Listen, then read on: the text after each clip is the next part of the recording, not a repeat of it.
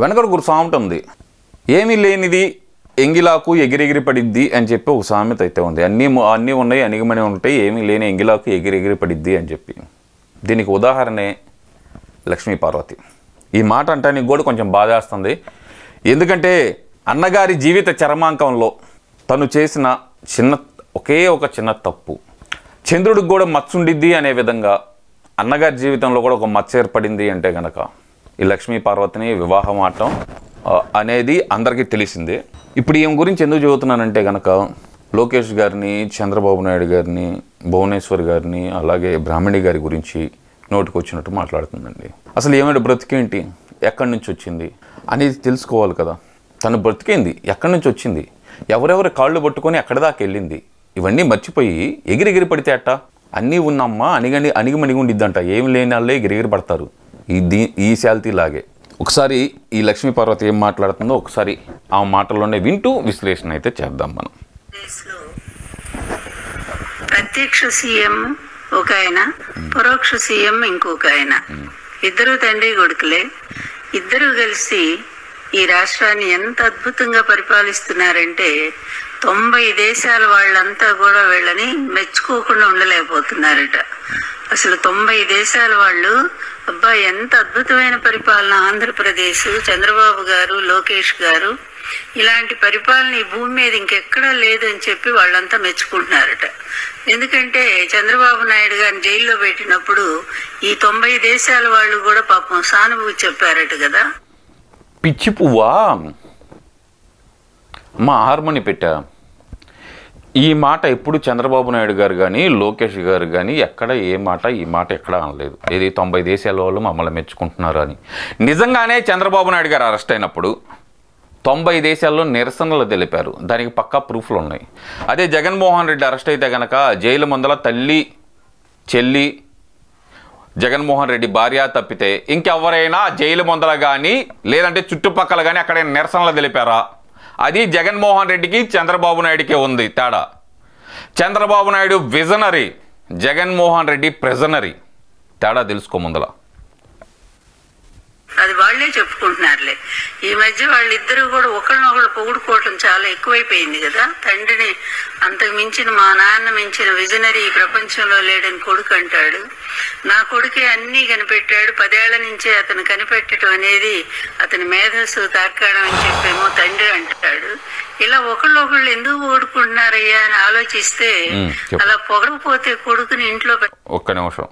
ఈ శాల్తీ ఎక్కడి నుంచి చంద్రబాబు నాయుడు గారిని అలాగే ఫ్యామిలీని కూడా టార్గెట్ చేస్తుందండి. పొరపాటున నేను ఏదన్నా కనుక మాట జారితే కనుక దయచేసి మహిళా అమలు నన్ను క్షమించవలసిందిగా కోరుతున్నాను. పొరపాటున నేను కనుక నోరు జారి ఏదన్నా ఒక మాట అంటే కనుక మహిళా అమలు నన్ను క్షమించవలసిందిగా కోరుతున్నాడు. సాధ్యమైనంత వరకు మాట జారకుండా ఉండటానికే ట్రై చేస్తాను. ఒకసారి మాట్లాడే మాటలు అలాంటి మాటలు వస్తున్నాయి. మాట జారితే కనుక క్షమిస్తారని కోరుకుంటున్నాను. అనేది అతని మేధస్సు తార్కాణం అని చెప్పేమో తండ్రి అంటాడు. ఇలా ఒకళ్ళు ఎందుకు ఓడుకుంటున్నారయ్యా అని ఆలోచిస్తే అలా పొగడకపోతే కొడుకుని ఇంట్లో పెద్ద ప్రాబ్లం వచ్చేటుంది. ఇది కుటుంబ సమస్య, అది మాకు తెలుసు. ఏం తెలుసు? నువ్వు కుటుంబం అని చెప్పి ఎవరు చెప్పారు? హరికృష్ణ వచ్చి నిన్ను చెప్పు తీసుకొని కొట్టింది నిజమా కాదా? హరికృష్ణ, స్వర్గస్థులు అయిన హరికృష్ణ గారు నిన్ను చెప్పు తీసుకొని కొట్టింది వాస్తవమా కాదా? అలాగే చూస్తే కనుక ఎన్టీఆర్ గారి నివాసాన్ని ఆక్యుపై చేయాలని చూసిన నిన్ను మెడబట్టి బయటకు గెంటించింది ఎవరో కోర్టు ద్వారా బయటకు గెంటించింది. మర్చిపోయావా? ఫ్యామిలీయా నువ్వే విధంగా ఫ్యామిలీ అయ్యావంట. ఒక మాట అంటే కనుక తర్వాత ఉరేసుకోవటానికి చెట్టు కూడా దొరకదు. నీకు చెబుతున్నా, ఏది పక్కనుంటే దానికి ఉరేసుకొని చచ్చిపోతావు అన్యాయంగా. నీ బతుకేంటి? నువ్వే ఫ్యామిలీ? అసలుకి నీ బ్రతుకు ఎక్కడ మొదలైంది నీ దగ్గర? వీరగంధం సుబ్బారావుని ఏమని చెప్పి ఆయన దగ్గరికి వెళ్ళి సాంస్క్రిట్ నేర్చుకున్నావు? నీ ఇంట్లో మీ అమ్మా నాన్న నీకు చదువు చదవట్లేదంటే ఆయన దగ్గరికి చేరదీసి నిన్ను చదివించి చేస్తే నేను మిమ్మల్నే పెళ్లి చేసుకుంటానని చెప్పి ఆయన్ని పెళ్ళయ్యి ఆయనకి పిల్లలు ఉన్నాళ్ళను కూడా ఆయన్ని హింస పెట్టి పెళ్లి చేసుకుంది వాస్తవా కాదా? నువ్వు వీరగంధం సుబ్బారావు భార్యవా కాదా? నువ్వు చంద్రబాబు నాయుడు గారి ఫ్యామిలీ ఎలా అయ్యావు? నేను చెబుతున్నా కాదు, వీరగంధం సుబ్బారావు గారే కొన్ని ఇంటర్వ్యూల్లో కూడా చెప్పారు. అది ఈ మహాతల్లి పీడించి నన్ను పెళ్లి చేసుకుంది, తర్వాత వదిలేసి వెళ్ళిపోయింది నన్ను. సాంస్క్రిట్ కూడా చదివించాను నేను ఈ మహాతల్లిని. ఎప్పుడైతే కనుక తెనాలిలో ఎన్టీఆర్ గారిని చూసిందో, రాజుని చూసిన మొహంతో కళ్ళతోటి మొగుడిని చూస్తే కనుక మొత్త బుద్ధి అయిందంట. అలా తయారైంది. ఎన్టీఆర్ గారి ఫేమ్ చూసి ఆయన దగ్గరికి ఎలాగైనా చేరాలి అని చెప్పి ఎన్ని తిప్పలు పడ్డావు, ఎవరెవరి కాళ్ళు పట్టుకున్నావు, ఎన్ని ఎవరికి తెలియని బాగోతాలు నీ. నువ్వు చంద్రబాబు నాయుడు గారి ఫ్యామిలీ గురించి మాట్లాడతావు. నీ బొత్తుకంతా నీ బిసేజ్ అంతా. ఏదైతే కనుక ఎన్టీఆర్ గారు సీఎం అవ్వకముందలే ఆయన్ని ఎన్ని విధాలుగా లొంగ తీసుకోవాలని చూసావు నువ్వు. మొదటిసారి కాదు సీఎం అవ్వకముందల, ఆయన మొదటిసారి సీఎం అయిన తర్వాత నువ్వు ఆయన దగ్గరికి బసవతారకం గారు చనిపోయిన తర్వాత ఎన్నో సంవత్సరానికి నువ్వు వెళ్ళావు. నువ్వు వెళ్ళిన తర్వాతే కదా అన్నగారి కుటుంబం అల్లా కల్లోలమైంది. అది కదా నీ బతుకు, నీ లెగ్గు. నువ్వా మాట్లాడుతున్నావు ఈరోజు కుటుంబాల గురించి. కుటుంబంలో గొడవలు ఎక్కువైపోయినాయి. ఈయన్ని లోకేష్ ముఖ్యమంత్రిని చేయమని ఒకటే గొడవ ఇంట్లో. అందువల్ల ఏంటంటే ఈయన చెప్పేది ఏంటంటే లోకేష్ ముందు కాస్త అందరికి పరిచయం చేసి అతను గొప్పవాడిని చేసి అతనికి ఒక చరిత్రను సృష్టించి చెడగెత్తర మొహందానని ఏం పుట్టక పుట్టావే నువ్వు అసలుకి? అసలు ఆడజన్మ పుట్టావా నువ్వు అసలుకి? ఆడజన్మేనా నీది అసలుకి? ఎవరికెవరికో శృతులు చేసిన నువ్వు చంద్రబాబు నాయుడు గారి గురించి మాట్లాడతా, లోకేష్ గారి గురించి మాట్లాడతా. లోకేష్ గారికి గుర్తింపు కావాలా, ఒకళ్ళు ఇవ్వాలా గుర్తింపు. ఆయన సంపాదించుకున్నాడు మగసిరిగా 3800 కిలోమీటర్ల పైన పాదయాత్ర చేశాడు. మీ సైకోగాడు ఆయన నుంచున్న స్టూల్ను లాక్కుతున్నా, ఆయన మాట్లాడదాం అనుకున్న హ్యాండ్ మైక్ను లాగేసినా సరే తొడగొట్టి మేసం తిప్పి 3800 కిలోమీటర్ల పైన పాదయాత్ర చేశాడు. పప్పు అన్న ఎవరైతే కనుక మీరు ఎగతాళి చేశారో ఆ పప్పే నిప్పు కనుకై ఒక్కొక్కళ్ళకి కింద నుంచి పైదాకా కాలుస్తుంది. ఇప్పుడు ఈరోజు ఆయనకు ఒకళ్ళు గుర్తింపించేదేంది? నారా లోకేష్ పేరు చెబితే కనుక ఫ్యాంట్లు ఎక్కడ తడుస్తాయి అని చెప్పి డైపర్లు వేసుకొని తిరుగుతున్నారు వైసీపీ నాయకులు. వాళ్ళ నడువు నారా లోకేష్ గురించి చెబుతారు. నువ్వా ఆయన గుర్తింపు గురించి నువ్వు మాట్లాడేది? నువ్వెంత, నీ బిసేజ్ ఎంత? ఇప్పుడు చేద్దాము అనండి. ఇతనికే చరిత్ర లేదు, కొడుకు చరిత్ర సృష్టిస్తాడు. ఇతని చరిత్ర చాలా గొప్పగా ఉందిలే. చంద్రబాబు గారి చరిత్ర, ఇతను పుట్టిన దగ్గర నుంచి అబద్ధాలతోనే పుట్టాడు, అబద్ధాలతోనే పెరిగాడు. చంద్రబాబు నాయుడు గారు పుట్టిన దగ్గర నుంచి అండి పాపం చంద్రబాబు నాయుడు గారికి చిన్నప్పుడు బాత్రూమ్కి వెళ్తే ముడ్డి కలిగింది ముసిల్దేనండి. చంద్రబాబు నాయుడు గారు చుచ్చు పోసింది కూడా దీని మొహం మీదనండి. పుట్టినప్పుడు దగ్గర నుంచి అబద్ధాలంట. చూసింది దగ్గరుండి మరి ఆయన ముడ్డి కడిగి ఆయన పాసు మొహం మీద పోతే కనుక నా బంగారమే అని చెప్పి మొహం తుడుచుకున్నావమ్మ నువ్వు. అప్పుడు నువ్వు మాటలు పద్ధతి తప్పావు అనుకో లక్ష్మీ పార్వతి. మా మాటల పద్ధతి తప్పుతాయి, గ్యారంటీగా చెబుతున్నా. చంద్రబాబు నాయుడు గారిని అనే స్థాయి కాదు నీది. నీ స్థాయి ఏందయ్యా అంటే కనుక ఒక శృతి పెట్టి తీసుకొని జగన్మోహన్ రెడ్డి పక్కన కూర్చొని భజన చేసుకోవటం నీ స్థాయి. అంతవరకే నీ బతుకు. చంద్రబాబు నాయుడు గారి జోలికి వచ్చావనుకో నీకు పద్ధతిగా ఉండదు. చాలా సీరియస్గా చెబుతున్నాం ఇది మాత్రం. అబద్ధాల్లోనే జీవిస్తున్నాడు, అబద్ధాల్లోనే మరణిస్తాడు. ఇకంతే అతని జగన్మోహన్ రెడ్డి బతికేంది, నీ బతికేంది ఎవరికి తెలియదు. మీ ఇద్దరు బతుకులు అబద్ధాల్లో పుట్టి అబద్ధాల్లో పెరిగింది నువ్వు. మోసం చేసుకొని పెళ్ళిళ్ళు చేసుకున్న వాళ్ళని కూడా మోసం చేసి వాళ్ళని వదిలేసి ఇంకొకళ్ళని పంచంలో చేరిన నువ్వు ఈరోజు చంద్రబాబు నాయుడు గారి గురించి నువ్వు మాట్లాడుతున్నావా? ఏం బతుకు తల్లి నీది? చిన్నప్పటి నుంచి అబద్ధాల్లో పుట్టి అబద్ధాల్లో పెరిగి అబద్ధాల్లో పోతాడా? నీ బతుకేంది? అరే ట్రంకు పెట్టెల్లో చీరలు సర్ది పక్క ఊళ్ళో అమ్ముకున్న నువ్వు అలాగే పెట్టెల వెండి సామాగ్రిని ఎవరి ద్వారా తరలించావో తెలియదా మహాతల్లి? ఎన్టీఆర్ గారు చనిపోయిన మరుక్షణం నువ్వు ఫోన్ ఎవరికి చేసావు? రాజశేఖర రెడ్డికి ఫోన్ ఎందుకు చేశావు నువ్వు? రాజశేఖర రెడ్డి గారితో ఏం పని వచ్చింది? ఆ రోజు రాజశేఖర రెడ్డి గారితో ఏం పని వచ్చింది? ఎన్టీఆర్ గారు చనిపోయిన మరు నిమిషంలోనే నీ ఫోన్ నుంచి ఏది ఎన్టీఆర్ గారి ఇంటి దగ్గర నుంచి రాజశేఖర రెడ్డికి ఫోన్ ఎందుకు చేసావు? అంటే మీ ఇద్దరు కుట్ర అప్పటి నుంచే మొదలైందా? చంద్రబాబు నాయుడు గారిని ఎదుర్కోలేక సెకండ్ లాంటిని అడ్డు పెట్టుకున్నాడా రాజశేఖర రెడ్డి? జీవితం ఎప్పటికి కూడా మారదు. ఒక్కసారి పరిశీలించి చూస్తే తెలుగుదేశం పార్టీలోకి ఎలా వచ్చాడనేది అందరికీ తెలిసిన విషయమే. కాదు ఇప్పుడున్న మీడియాకి సరిగ్గా తెలియదు చిన్నపిల్లలు గనక. మీరంతా నువ్వు పెద్ద ఆరెందవాయా ఎక్కడ మనకి వద్దులేవు చెప్పే మాట జారుతానన్నాను. మాట జారే పొజిషన్ వచ్చినా కంట్రోల్ చేసుకున్నాను. ఎక్కడ నీకైతే వెనక 90 ఏళ్ళు ఉండయ్యాయా? ఎన్టీఆర్ గారికి నీకు 10 ఏళ్ళ డిఫరెన్స్ అయ్యా? నువ్వు చెప్పాలి. ఇప్పుడంతా చిన్నపిల్లలేనంట. నువ్వు చెప్పు వింటాం. ఆనాడు ఇంకా సోషల్ మీడియా అస్సలు లేదు. ఉన్నది రెండు ఈనాడు, ఆంధ్రజ్యోతి, ఆంధ్రప్రభ కూడా ఉందమ్మా. అతను నువ్వు అంత గొప్పవాడు ఇంత గొప్పవాడిని కీర్తించాయి. నీ మొహం మండ. అప్పుడు ఏమేం పేపర్లు ఉన్నాయో కూడా తెలియదు నీకు. జమీన్ రైతు ఉంది, ఆంధ్రజ్యోతి ఉంది, ఆంధ్ర భూమి ఉంది, ఈనాడు ఉంది, ఇన్ని పత్రికలు ఉన్నాయి. నీ మొహం మండ. నీకేం తెలుసొచ్చు? శృతి పెట్టి సరి చేసుకుంటా, ఎవరికి శృతులు సరి చేస్తా కూర్చున్నావు నీకేం తెలుసు అంట. నువ్వు మాట్లాడుతున్నా ఈరోజు వచ్చి.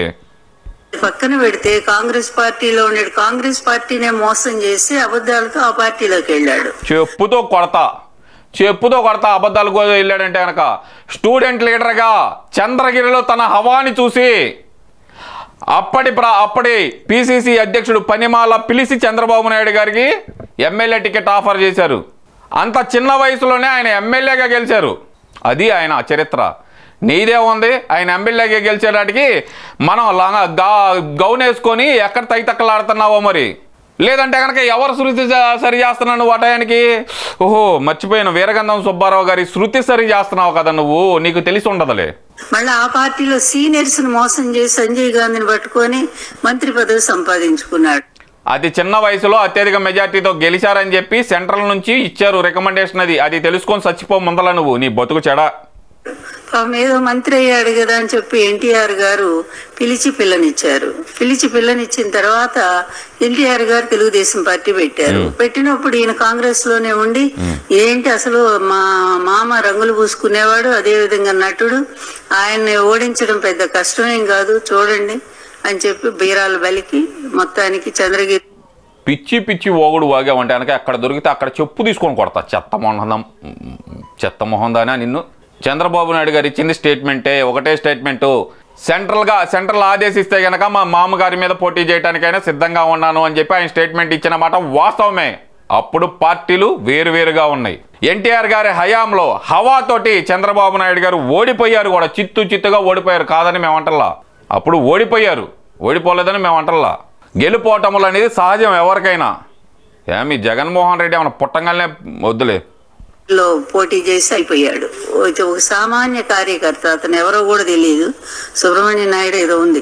ఆయనకి తెలుగుదేశం పార్టీ సీట్ ఇస్తే ఆయన చేతిలో ఘోరంగా ఓడిపోయి అక్కడి నుంచి కుప్పం పారిపోయి ఏంటి అక్కడ కూడా వరుసగా గెలుస్తున్నాడండి ఏంటని చూస్తే అక్కడ పక్కన ఉండేటువంటి తమిళ ఓట్లన్నీ కూడా చేర్చుకుని 60,000 ఓట్లు చేర్చుకుని 5 సంవత్సరాలు చేతులు లేనాడి జుట్టు ఏమైనా గొరుగుతున్నారా అమ్మా మీరు?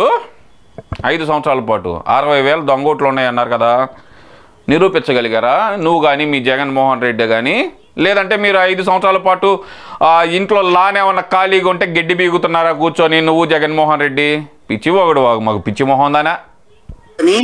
అక్కడి నుంచి ఆ ఓట్లతో ప్రతిసారి ఎలక్షన్ రావటం, ఆ తమిళ ఓటర్లు వచ్చి ఓట్లు వేయటం, కాముగా వెళ్ళిపోవటం డబ్బులు తీసుకొని.